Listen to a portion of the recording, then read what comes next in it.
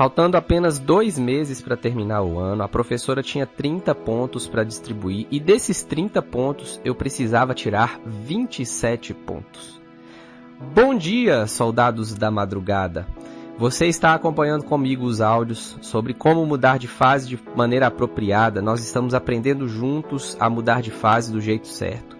No primeiro áudio, você entendeu qual que é o jeito errado de mudar de fase. E no segundo áudio, no áudio de ontem, você entendeu quais são os sintomas de quem muda de fase de maneira inapropriada. Hoje nós vamos aprender qual que é o jeito certo de mudar de fase e para isso nós vamos estudar um pouco sobre a vida de Davi.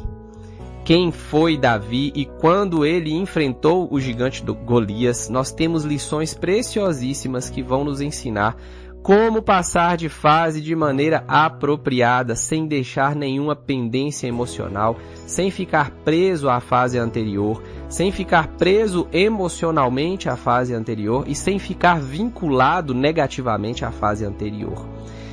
Abra sua Bíblia comigo se você puder e acompanhe em 1 Samuel capítulo 17. A história é conhecida. Quando Davi foi enfrentar o gigante Golias, eu tenho certeza que você já ouviu várias vezes essa história. Então eu vou pinçar aqui alguns pontos, alguns momentos. O resumo da história é: o gigante estava afrontando o povo de Israel, não tinha ninguém que tinha moral suficiente e força suficiente para ir e enfrentar o gigante, e de repente chega um adolescente, chega um jovem e se dispõe a enfrentar esse gigante. O jovem era Davi e a gente vai ver como que aconteceu a dinâmica.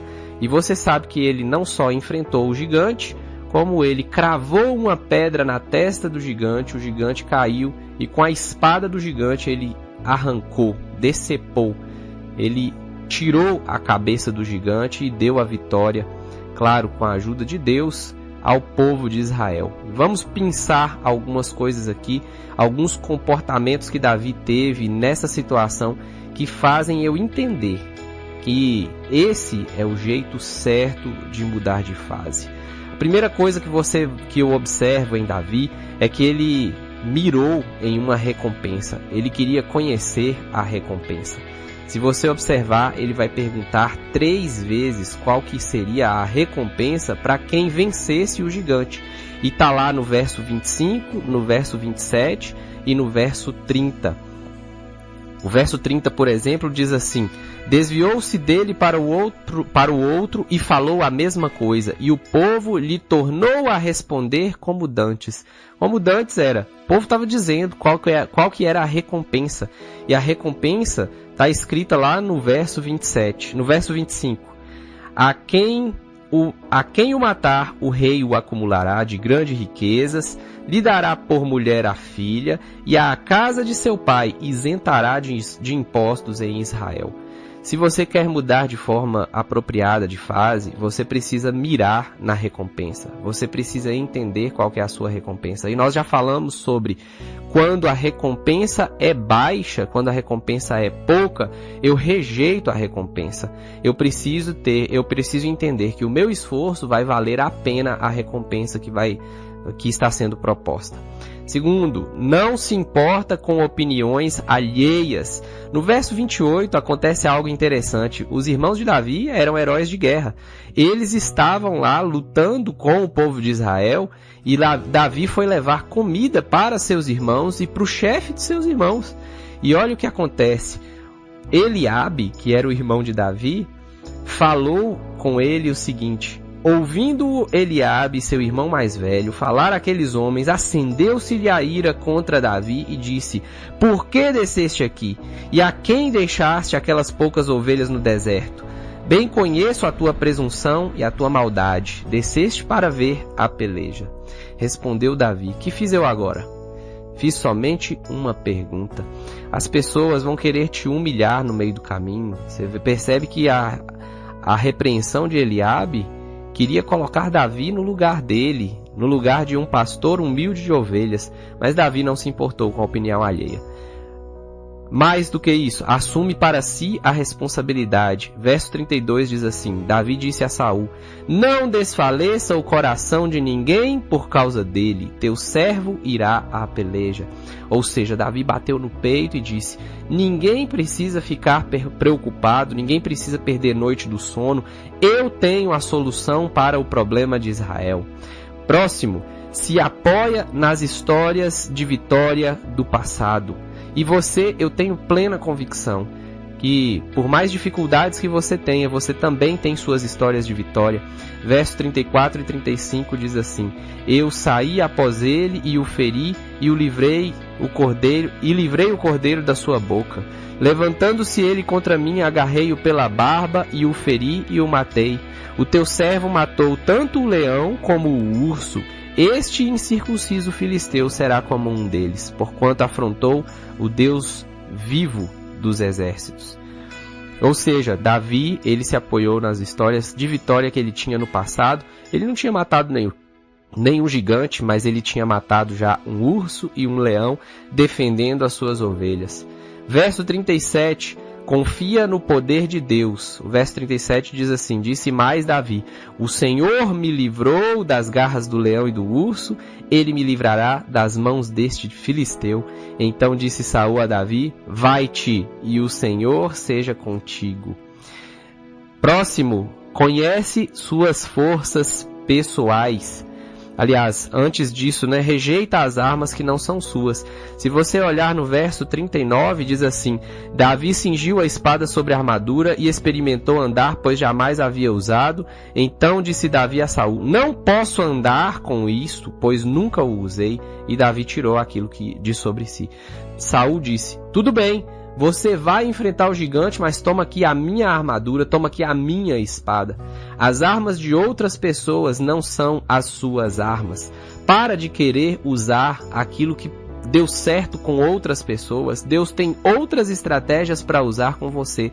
Você não precisa aceitar armas que não são suas, que não cabem em você. As armaduras de outra pessoa podem impedir você de caminhar e de prosperar. Conhece as suas forças pessoais. Gente, quantas vezes a gente passa tempo focando naquilo que eu preciso desenvolver?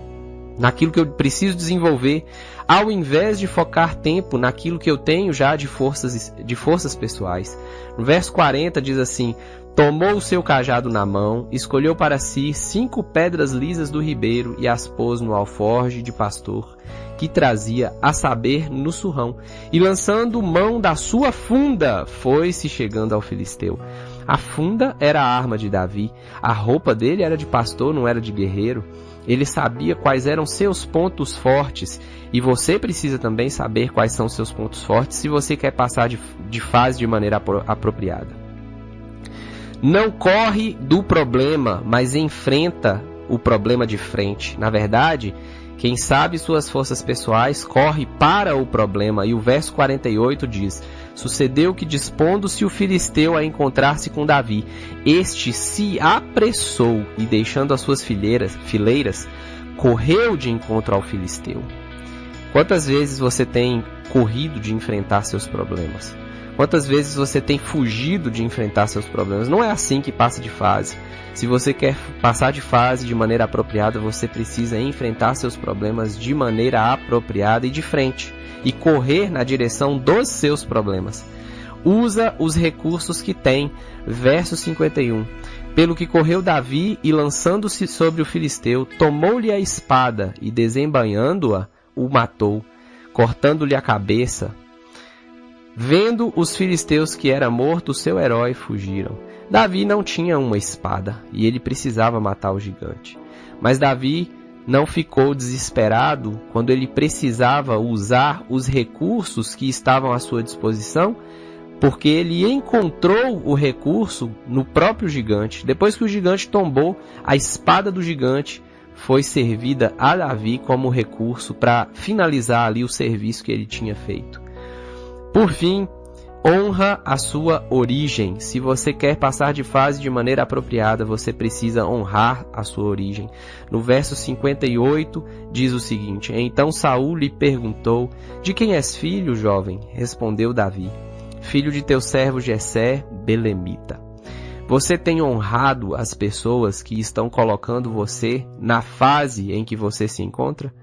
Você tem trazido honra para essas pessoas? Você tem trazido menção para as pessoas que te prepararam? Ou você tem desonrado as pessoas que colocaram você da forma que você é hoje? Se você não se lembrar de mais nada do que eu falei aqui, de nenhum dos tópicos que eu falei, eu vou resumir o tópico de hoje, vou resumir o ensinamento de hoje em 3 linhas, e essas 3 linhas você precisa entender. A fase atual, ela é uma preparação para a sua fase seguinte. Não rejeite a fase atual, por mais simples que ela seja. O trabalho mais humilde que Davi poderia exercer era o trabalho de pastor de ovelha, mas ele exerceu com maestria. Ele fez com todos os recursos que ele tinha e com toda a dedicação do seu coração. Se alguém está colocando algo simples na sua mão, você precisa ter atenção a esse algo simples, porque esse algo simples vai te habilitar para algo um pouco mais complexo. Se você não consegue ser fiel no pouco, você não será fiel no mundo. Esse é no muito. Esse é o próximo aprendizado. E por fim, jamais haverá cenário perfeito para a ação.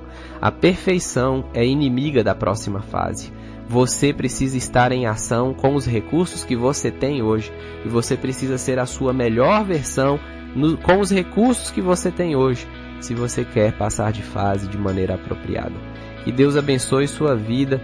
Eu quero que você me mande a palavra preparação se você está comprometido em fazer acontecer a passagem de fase de maneira apropriada. Amanhã nós vamos ver como que eu consolido essa passagem de fase. No próximo áudio nós vamos falar sobre os tipos de mudança de fase e como que eu consolido essa mudança de fase de maneira apropriada. E a palavra de hoje é preparação.